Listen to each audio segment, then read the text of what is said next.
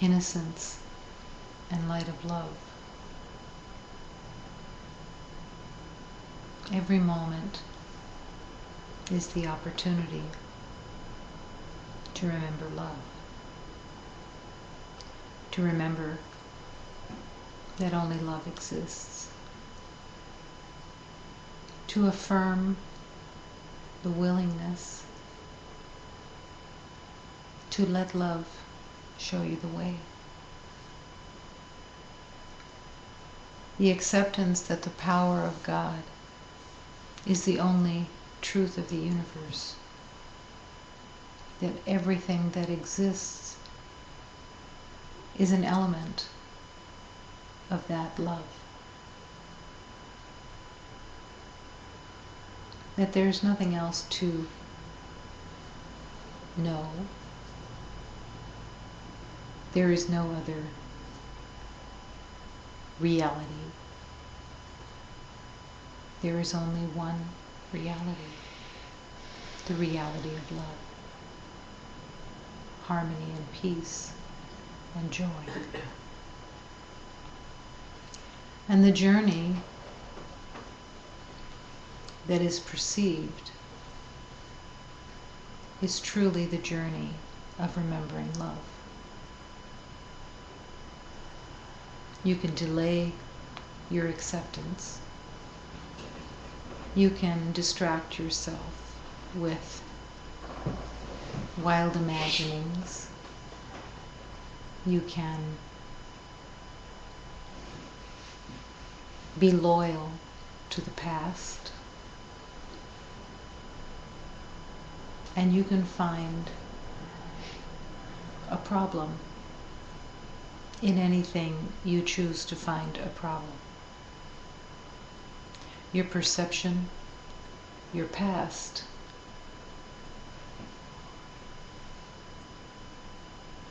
will dictate to you if you choose the concept of a false identity.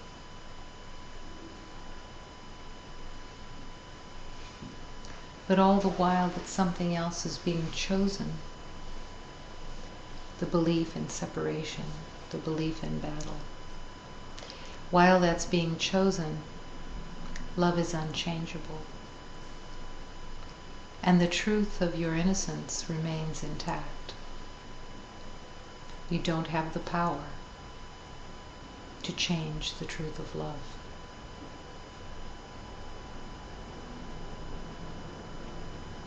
Thank God the lies are mistaken.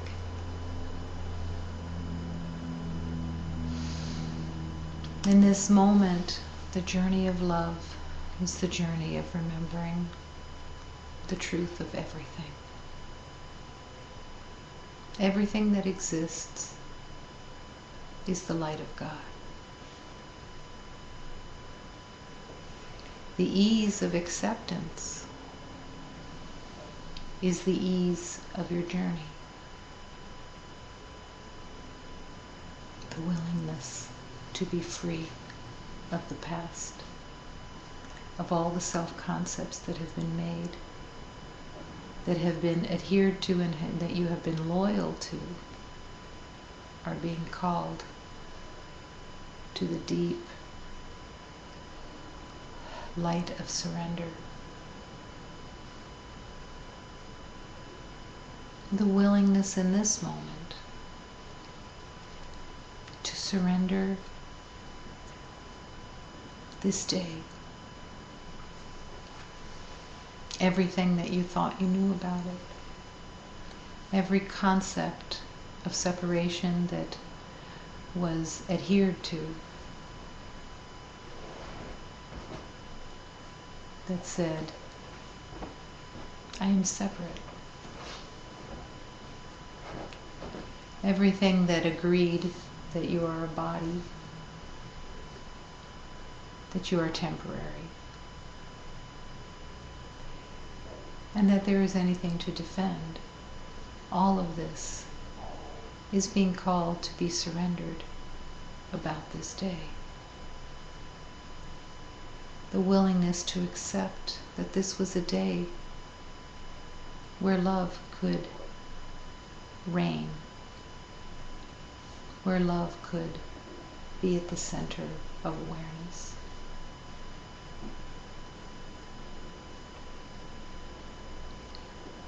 But now surrendering the day and the willingness to surrender the future, the day that will continue, the day that looks like tomorrow. What will this day bring? What will this day be? To recognize the choice that this can be a day of God, a day of love, a day of peace, a day of forgiveness, a day of peace and joy, a day of divine offerings, of blessings. How will this day unfold? This tomorrow? The choice is within your willingness.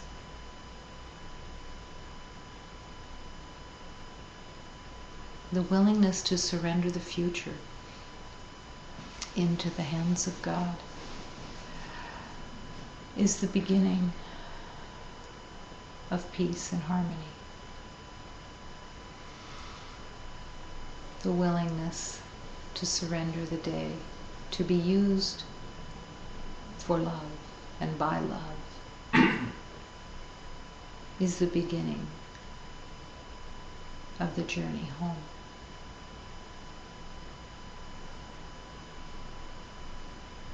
The willingness to have the day of tomorrow be unlike the past is a day of joy. A day that looks like tomorrow, that you are willing not to know what anything means on that day, but to accept that everything is love, is a day of exquisite healing. The day is a choice.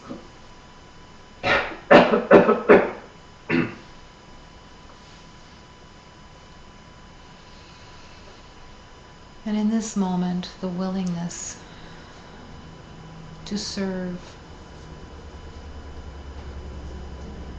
humanity, to serve humanity's remembering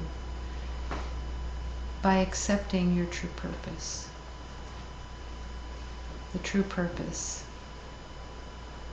of opening the heart and the willingness to be undefended. To accept that there is nothing to defend, nothing to protect, that no dangers actually exist, only within the mind, and surrendering the mind into the hands of God. Take my mind.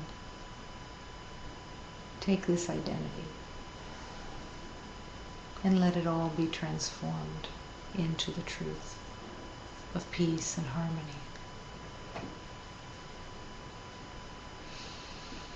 And as you begin to breathe in this moment, the willingness to breathe deeply and fully and truly be here as the light of God. The willingness to open the heart through the divine breath. The willingness to rest in God and allow the movement of love to use the body to demonstrate acceptance, forgiveness, peace and harmony, comfort, blessings, the willingness to surrender this holy breath to be used only for love.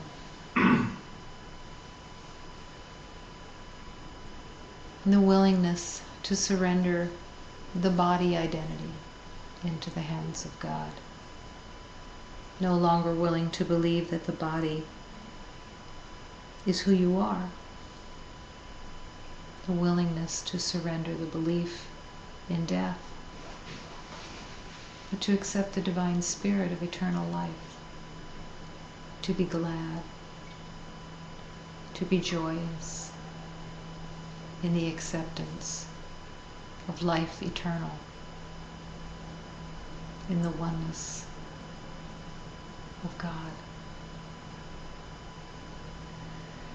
Breathing deeply and fully the willingness to surrender the emotional body that has been the home of suspicion and caution, upset, the belief that there was danger, and the belief that you gave the mind that said, I must protect and defend. Believing the emotional body and its communication, but now surrendering it all into the hands of God.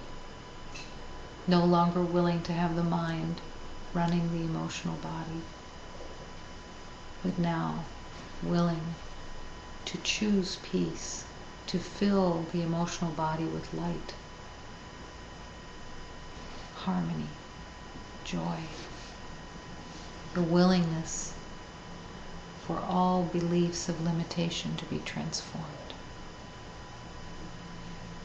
Breathing deeply and fully, accepting. There is only one presence. It is the life force of God.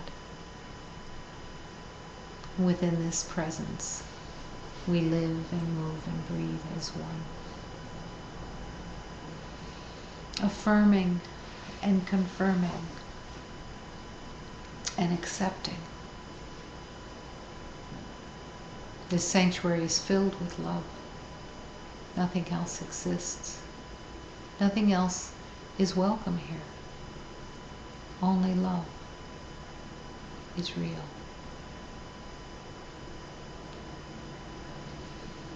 This universe is filled with love and is the only thing that exists. This universe is all of love. The willingness in the deep surrender to be taken and shown the universe of love and to accept it as your home, your birthplace, the acceptance of your eternal life.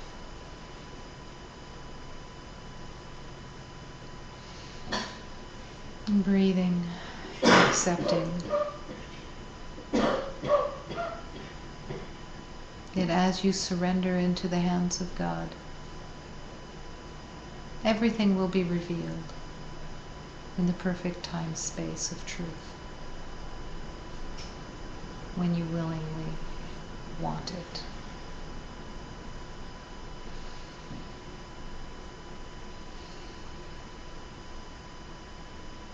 Accepting.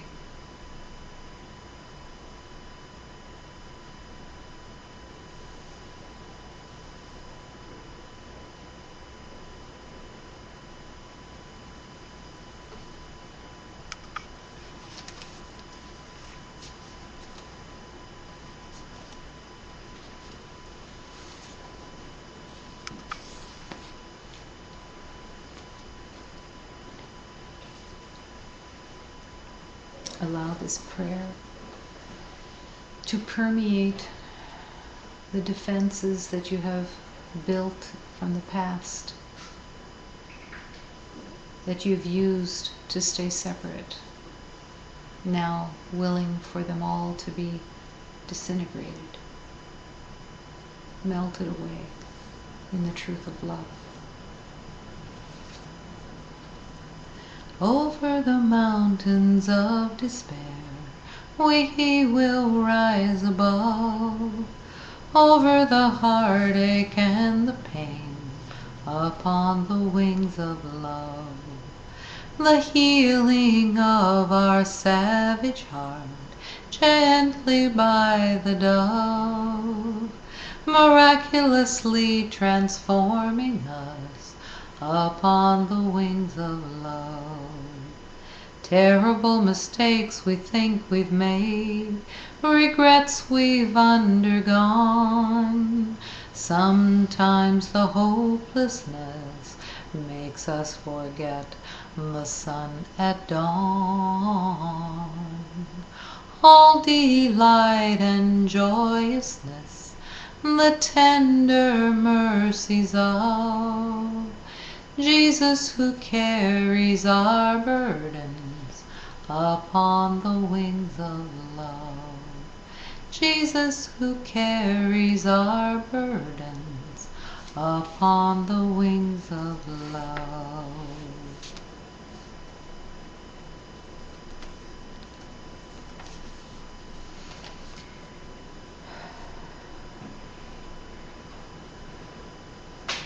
My mother, my father, I ask that you receive my prayer.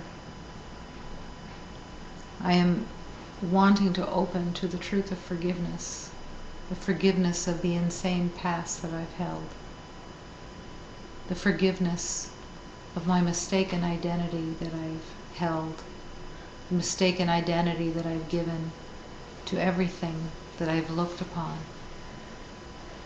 the willingness to accept the true forgiveness, the cleansing of the heart, the healing of the mind, and the resting in the truth of God. My Father, I ask you to show me the way. The boat of love which sails on the sea also sails in my heart. Let me be aware of it. And let me climb into the boat of love and trust the way. Help me to see clearly with love. Help me to know the truth of love in every moment, in the heart, as the heart bursts open in the truth and the trust of the light that is. I ask for forgiveness in every moment to remember the truth. I forgive all beliefs of separation and limitation which never existed. I say yes to the ease and comfort of the truth of love.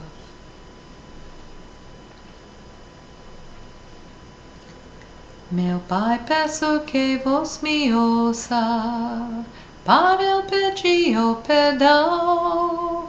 Eu peço não só para mim e os meus irmãos. Meu Pai, quando for perdoar, perdoa como lhe convém. Eu peço que vos nos perdoe, como perdoou em Belém a barca que corre no mar, corre no meu coração. Aquele que aqui batiza, batizou no Rio de Jordão.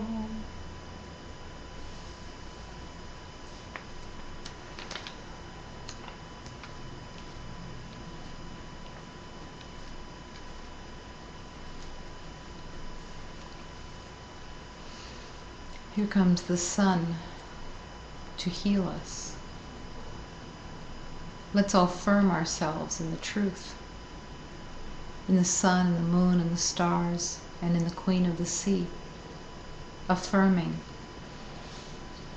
the truth within our heart.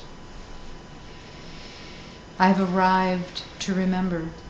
I am here, and no one can doubt that what my Father asks of me, I am here to affirm and to offer the truth of love to every beloved. My Father, you are blessing us and showing us the comfort of truth. And since I am with you, I will never consider myself dead.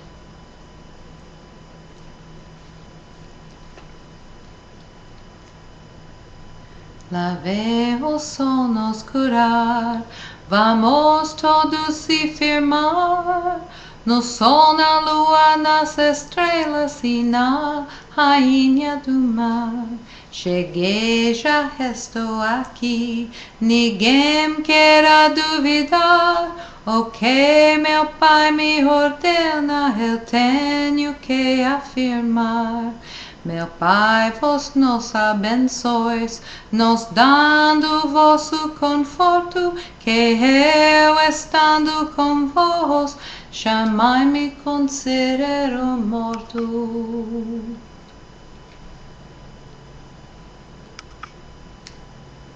As I trust in the truth of God, I cannot consider myself dead. I am alive in the truth of love. The acceptance of this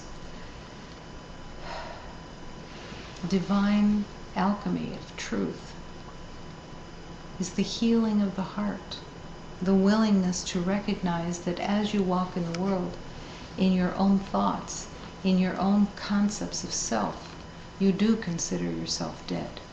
You consider yourself separate. You consider yourself without the source of the life that you truly exist.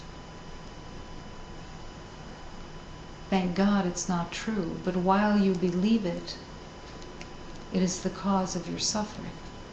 The belief that you are a body that will die. The slow death march of separation that has no truth,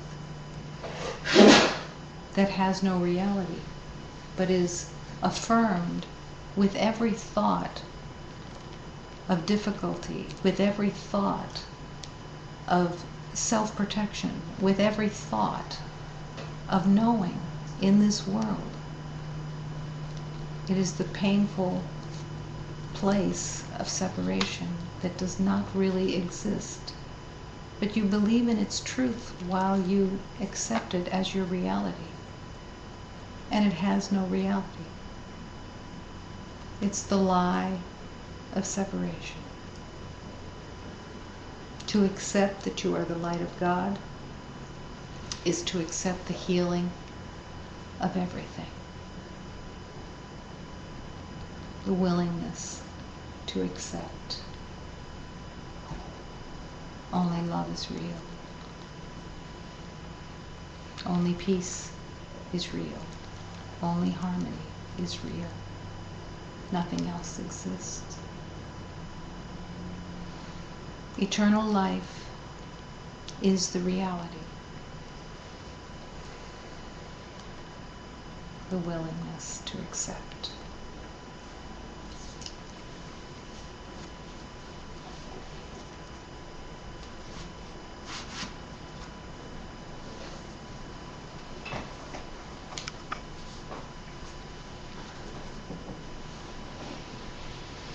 Two bears.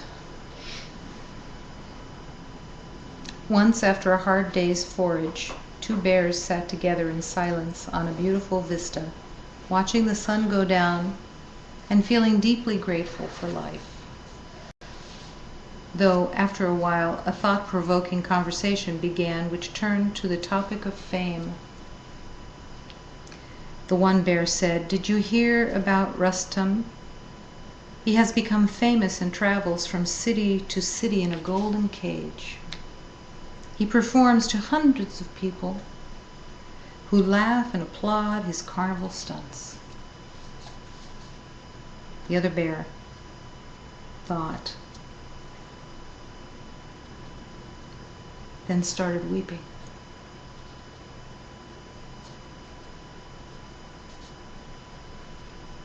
He became famous, and he traveled from city to city in a golden cage.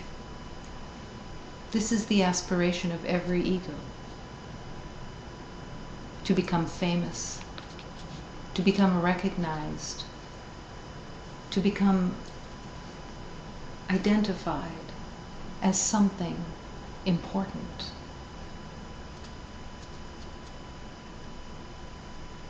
But it means nothing. It's no different than that bear in a golden cage, believing that imprisonment in a self-identity has merit. And every time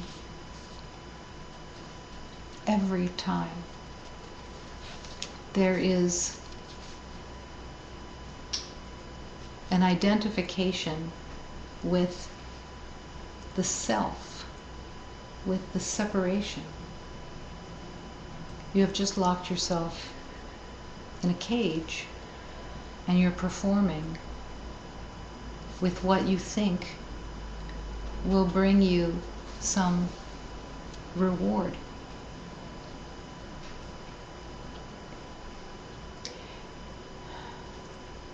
This is all the place of pain, but it's just the willingness to recognize where the pain is actually coming from. Now, to the ego,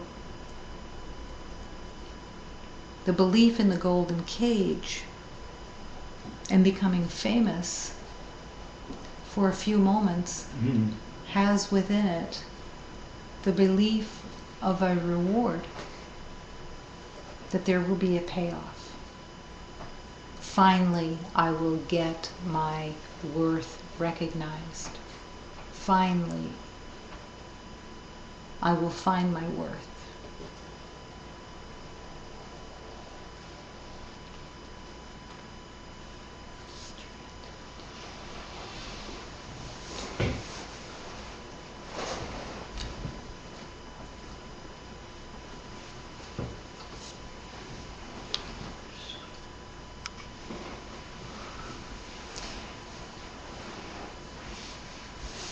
In the illusion of the story,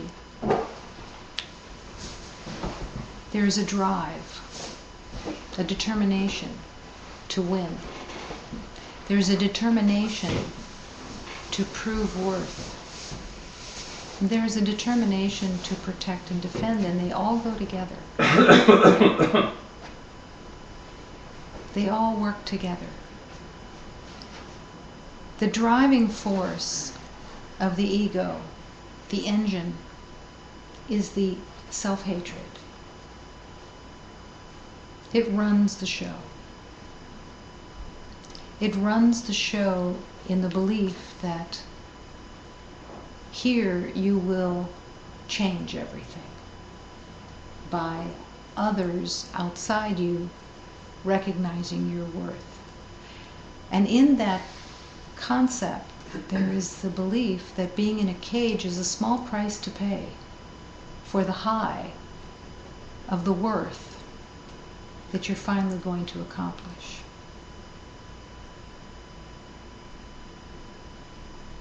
And better still if the cage is gold, because that makes more sense. But it's all the same cage. And it's all the same performance.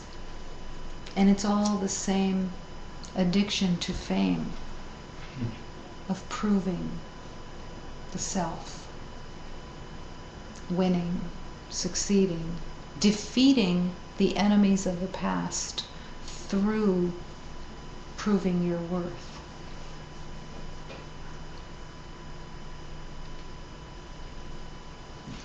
There's no peace here, ever. And there's no actual possibility of proving your worth. Now you may think that that's an indictment. You're never going to prove your worth. The ego is sorely disappointed because it's counted on it so much. And it has thousands of scenarios that it has fantasized about. Everyone has fantasized about proving their worth, about rising to the top, to finally be recognized. Why were we so blind to your divine success that you should be heralded for? Why were we all so blind to it? That's what the fantasy of the ego does. And this fantasy is just that. It's a fantasy. Your worth cannot be proven. Your worth is intrinsic. Your worth, if you want to call it that, is the ordinary magnificence of union, of the one heart, of the light of all. How can your light shine when you are busy trying to prove your worth? How can you find your light when you are busy defending your worth? The heart can't open when you are defending yourself. It's not possible. And all of the defense is not so obvious. The defense comes in 1,000 different elements. To defend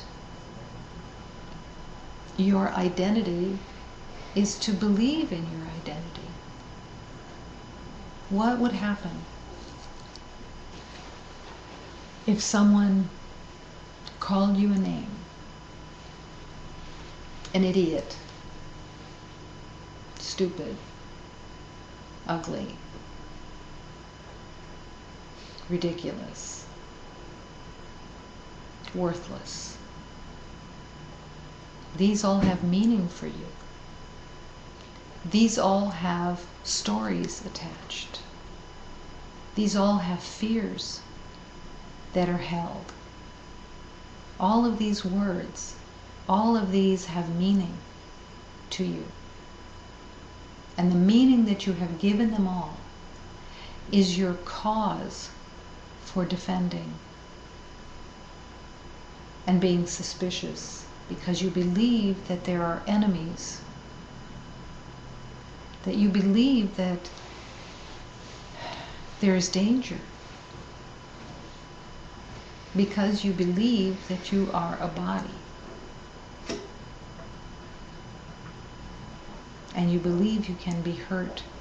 You believe you can be changed. But none of this is true. Can you accept that there is no danger? Truly accept it. That there is no danger. That you cannot be harmed. What is it to accept this? It's to stop putting yourself in a cage, because the cage isn't to protect you. It's to protect you from the outside. It's the imprisonment of the world that you have made, of identity that says, this is my protection. This is my defense system.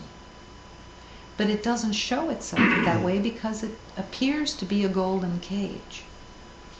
It appears to be somewhere that you can entertain from, that you can prove yourself from. But in truth, you're just a bear in a cage, afraid of the outside world, believing that there is danger. But at some point in the journey, some point in healing, there will be a call to accept that all of the defense system that you've been using to protect yourself has been looking all in the wrong place. That the only thing that is attacking you is your own mind. That the only thing that is possibly painful for you is your own mind, your own thoughts, your own criticisms, your own judgments, your own opinions. And they are all first and foremost directed at you. Because every time you believe you see something to criticize in the world, it is actually a self-criticism first. It has to be. It's being made up by your mind, and everything outside you is a reflection. But can you accept this? Because that's the first step. The acceptance that there is no enemy. The acceptance that there is no problem, that there is no danger other than the self-attack that's going on in your mind. That every time you have an opinion, you say, no, I'm not the light of God. Because every opinion, every assessment, every reaction is saying God does not exist for me. There are no judgments in God. There are no assessments in God. There are no opinions in God, no judgments, nothing. God is love. There's nothing holding you in judgment except your own mind. And that is where the healing is. Thank God it's not out there, or there would be heavy weeping. And how would you ever heal? It would be impossible. To accept that there is nothing out there is the leap of faith. Absolutely. But without acceptance, there is no healing. The mind will continue to be determined to be right. Will be determined to see what it wants to see. And it will see it. Because it's making up everything as it goes along.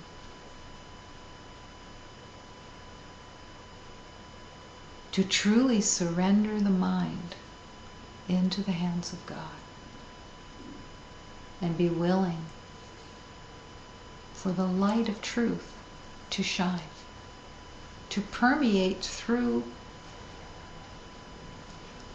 the concepts that have been made, is where the healing is.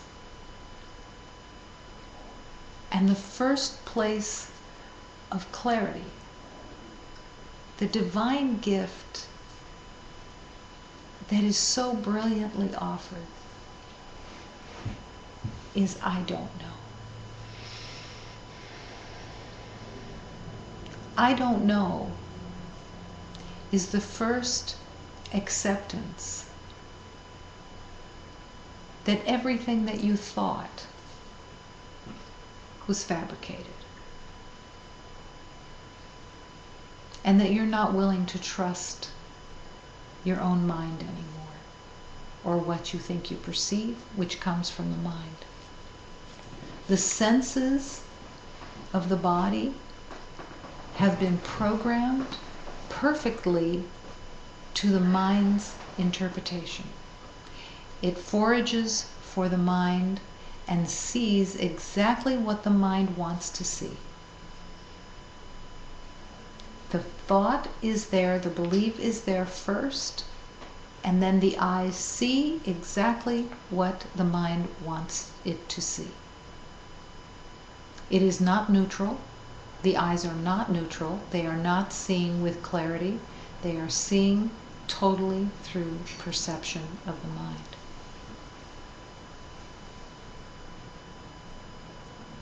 What you hear is coming through the mind. The mechanism of the ears hears what the mind believes, what the belief is in protection, defense, and separation. When you truly surrender the eyes, that you want to see only the truth of love and you will accept nothing else, then the eyes become the union with the heart. And you begin to see through the heart, through the compassion of love, through the joy of love.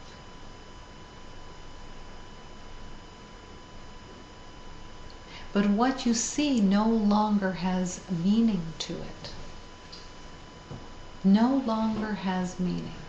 Imagine your eyes resting in love, seeing the beauty and perfection, the glory of the light, the truth of heaven, that you're seeing only the holy union of love. And it has no meaning. You're not giving it separate meanings. You're not building stories out of what you think you see and you think you know. The willingness to let love reveal itself, to want to join with love because you are that love and nothing else is true.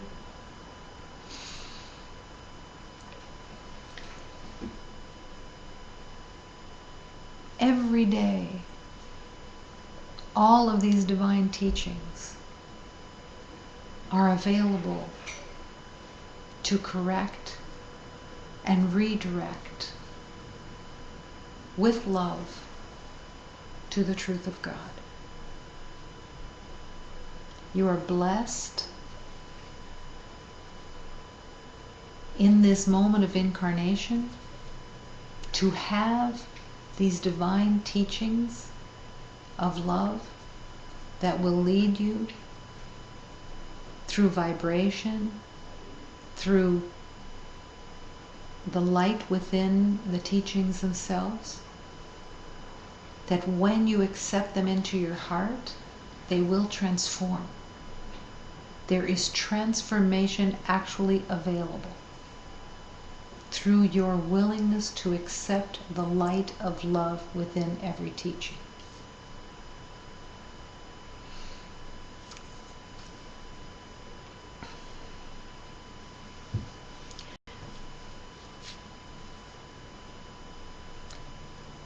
When I am upset, I see something that is not there. If you accept this, your whole life can be transformed. To truly accept this, accepting it with your heart, accepting it and welcoming it, inviting it in every moment.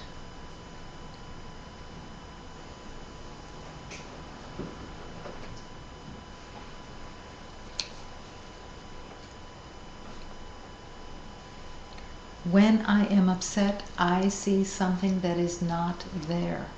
This is a deep acceptance of a declaration, a deep declaration of refusing to accept what you think you know. Because this is not what is running in the mind, or through the vision of the eyes, or through the hearing of the ears, or through the reaction of the emotional body. That's not what's running.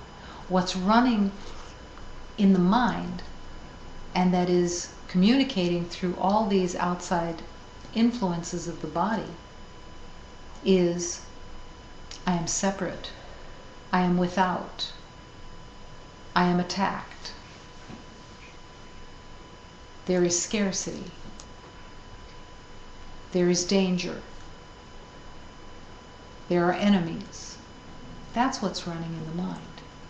Through the belief of succeeding, winning, proving, all the same. But when you accept that when you are upset by anything, you are believing in something that is not there. It's not there. You're making it up. You are projecting your belief and seeing what you believe. It's not really there. You've made something up.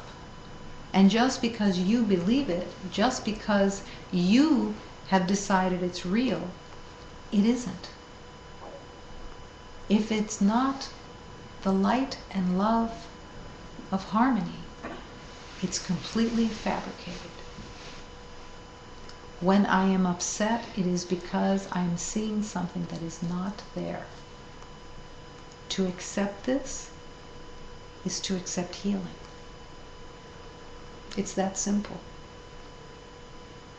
Now, what the ego would like to do with that declaration is to say, well, I gave it 10 minutes, I haven't felt any different, okay, I'm done.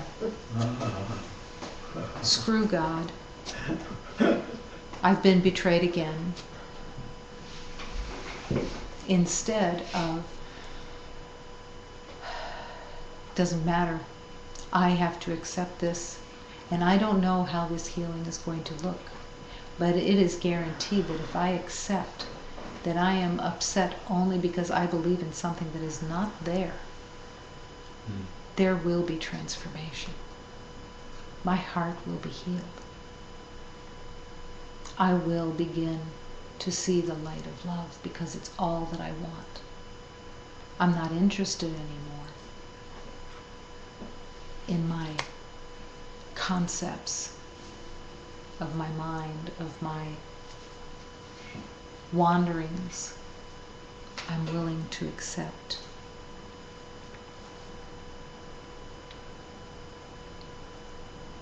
The willingness to accept that love holds no grievances.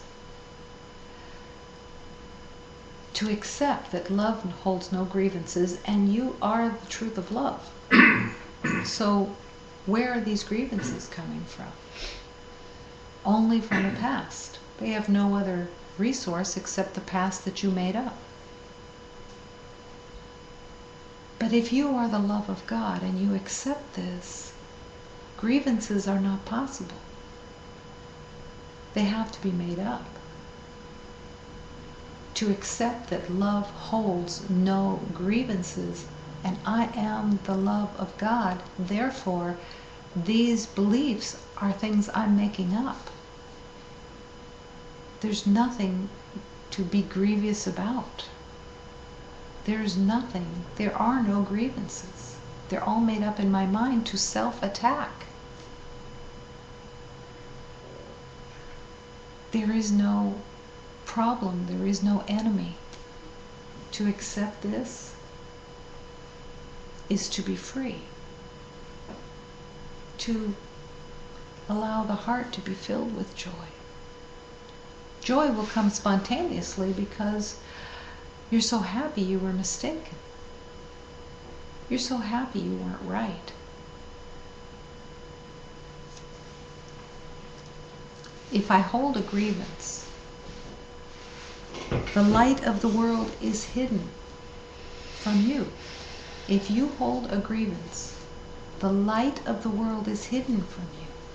What would be the possible motivation to hold a grievance? What possibly could you want to get from this other than being right? Other than believing that your safety comes from holding grievances. that you believe that you are actually safer holding grievances, that that is your protection. Has it ever worked? Have you ever experienced yourself as safe? Do you have any idea what safety even could possibly be experienced as? As long as you believe that you're a body, you will never feel safe, because the body is your belief that you can die, that you can be hurt, that you can be maimed, that you will not be safe as long as you're in a body, which includes the emotional body, the belief that your identity can be in danger. As long as you believe in a separate identity, you will never feel safe, because you will need to protect and defend your made-up identity, because you have believed that your identity has to be protected, because you're the only one that sees how much it needs protection and defense, because it's built on a house of cards, because it has no foundation of truth. All of this is the defense system that everyone is working with in this world. And this is where all the pain is coming from. This is where all the belief in suffering is coming from. Is from the mind that is making up concepts of a self that keep affirming, I'm separate, I'm separate, I'm separate. There's no love there. And love is all that you are. But in that perception of a separate self, you're not in touch with the truth of love. You're not available. So if you ask the question and first accept that love holds no grievances, there's a self-examination of the heart that's being called for. To really, not just to accept that grievances have no reality, that they're all made up, but it's also the willingness to shine the light. What are the grievances that you hold? What are they? What are they for? How do they serve you? Where did they come from? Why would you want them if they are filled with pain and suffering and an impediment to the truth? Are you aware of them? Are you willing to be aware of them, or is it several layers down so that you have a separate facade on the outside level that says nice things or funny things or whatever, and then underneath, several layers, the grievances are adding up points, adding up evidence,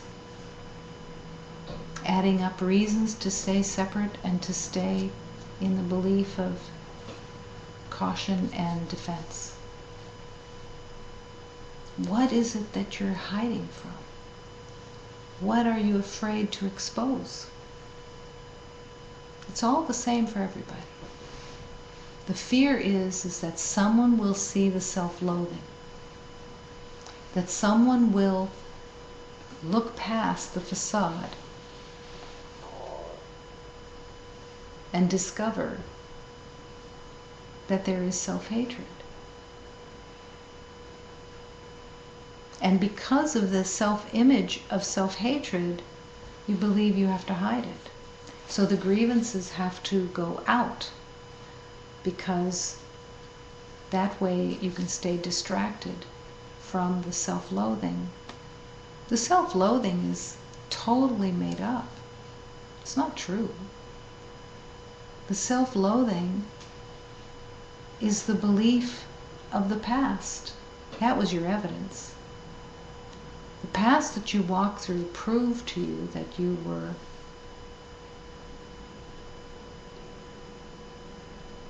unlovable, that you were put into some agreement that said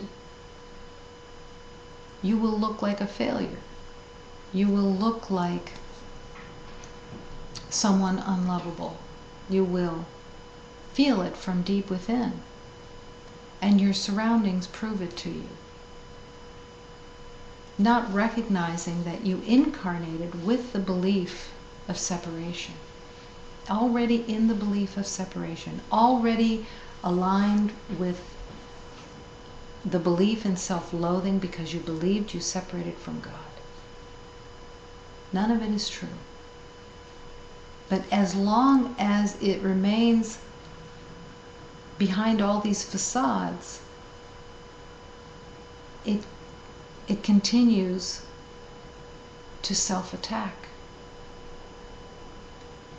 The willingness to accept that love holds no grievances is the willing to let go of the belief that grievances have any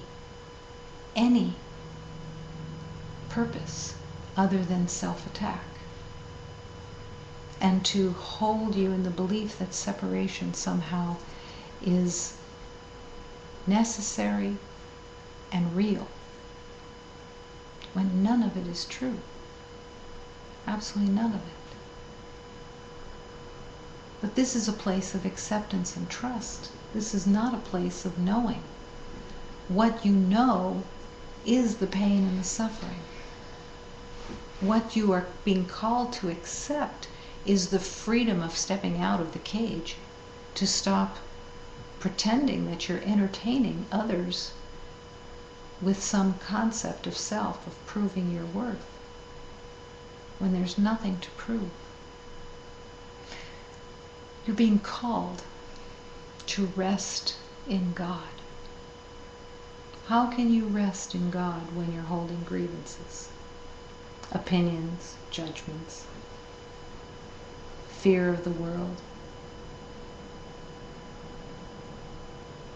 But the call is still there, to let go of all of these erroneous lies and come and rest in God.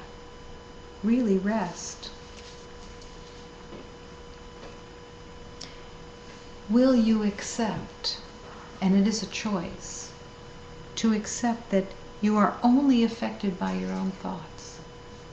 Only affected by your own thoughts. There is nothing else that's affecting anyone or anything. Only their own thoughts. Only your own thoughts. Once you accept this, that you're affected only by your own thoughts, healing can really begin. Because you will go directly to the problem, is that you think you know something, and that your thoughts are self-attacking. You will no longer look outside to have a problem solved. You will not be interested in looking outside because you have accepted that you are affected only by your own thoughts. Because only your own thoughts hold the belief of separation. The belief that you are unworthy of love. The belief that you are damaged. The belief that you are different. The belief that you are without. All of those beliefs are running. You are only affected by those thoughts. They are what is driving you and what is the pain and the suffering. But that's the brilliance of healing, is, oh my God, I've been looking outside for centuries trying to find the problem out there, and all the while it was in my own mind. I'm affected only by my thoughts. This is where the source of healing is. No one frightens you. This is a deep acceptance. No one frightens you. No one can frighten you. It is not happening from the outside. To accept this is to heal so deeply that you can awaken. Absolutely. No one can frighten you. Nothing endangers you. Nothing can endanger you. Can you accept this? To accept this is the willingness to open the heart, because nothing endangers you. If you are the light of God, and I promise you that you are the light of God, you are the wholeness of God, you are the brilliance of God, you are the eternal light and perfection of God, what could possibly endanger you except your own mind? Nothing. To accept that you are the light of God is to accept that nothing can endanger you. Is God in danger? Is the light of God in danger? If the light of God is not in danger, how could the light of God be in danger? It's eternal. Then how could you be in danger? You are the light of God. You're not, if you believe that you are endangered, you are not accepting that you are the light of God. That's the cause and effect. It's direct. To accept that you have no enemies is to accept that you are the light of God. Nothing can endanger you. Nothing can frighten you. You are the peace of God. You're the perfection of God. Are you accepting it? Are you truly accepting that you are the light of God? Not deciding whether that's acceptable to you. Not deciding, I'll see how it fits or how it feels within my concepts of what I think I know. There's no healing there. To accept it is to accept it deeply into your heart, accepting it, welcoming it, wanting it, trusting it, putting your faith in that truth that you are the light of God. Refusing to accept anything else. No old habits, no old thoughts, no old strategies, no old ways of being. Nothing. Accepting that you are the light of God. Your thoughts can frighten you. No one else can frighten you, but your thoughts can frighten you and will frighten you because your thoughts are filled with concepts of destruction, self-attack, condemnation, separation, levels, degrees, all illusion. That's what your mind is making up because that's what you've believed in. Now it's time to no longer put your faith in your thoughts of what you think you know. You have the power to accept that you are the light of God. And you have the power to accept that nothing can frighten you, that you have no enemies. You have that power. That is the power of choice. The power of choice is given you by the Holy Spirit. It's a temporary power while you believe that there is a choice to be made. Because in the past you've chosen a false identity. You've made up a little world in a golden cage. You've made up a concept of self. So for a while you have to choose. In the truth of love, there's no more choice because it's all love. But while you believe that there is something else, you do have to choose. And that is where you begin to recognize the truth of power. The power of love. The power of loving kindness that wants to choose no longer to be right, but to be happy. The power to choose that only love exists.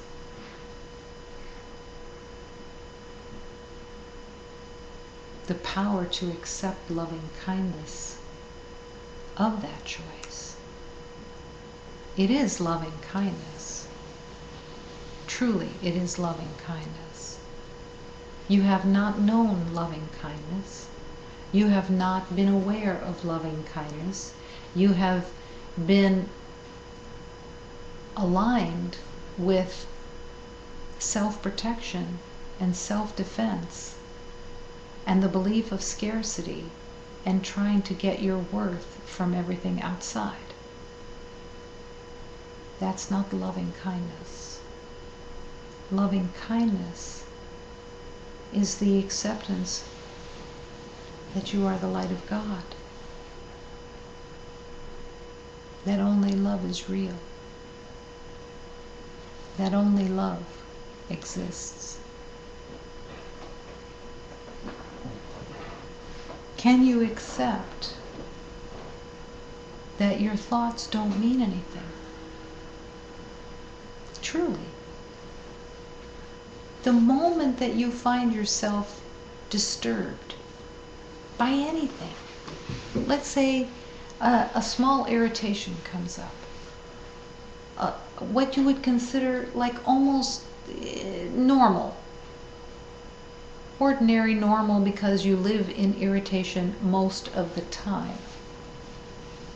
But it seems just so small. And do you want to live in irritation? Is that what you are settling for? Is a low-grade irritation? But as soon as you recognize that there is an irritation, that you're not at peace, do you make a choice? What am I believing in? I am believing in something that's not there. Every tiny little irritation is a doorway. You know, in this world, it's called a gateway drug. The gateway drug of irritation. The gateway drug of knowing. The gateway drug of self-promotion. The gateway drug of needing to prove yourself. They're all gateways to misery. But even the smallest irritation, the smallest seeming upset, it's a gateway. And do you stop and ask yourself, what am I believing in? What is this? What do I believe is occurring? What have I made up that I believe that the mind is right in its belief of irritation? Because the irritation is not coming from the body. The irritation is communicated through the body because it is the slave of the mind. It is the slave of the mind when you believe that you are a body. But to recognize the source of the pain and the suffering is to recognize this communication is it's all coming from the mind. The mind is the cause of the suffering. Now, what the ego does with irritation is it immediately justifies. It almost pats the irritation on the head like a good dog. Thanks for letting me know that I should be irritated. I'm irritated and I'm justified. And now I'm going to give it meaning. Now I'm going to reason that the meaning is correct. I am going to justify the meaning that I gave something through what I see, what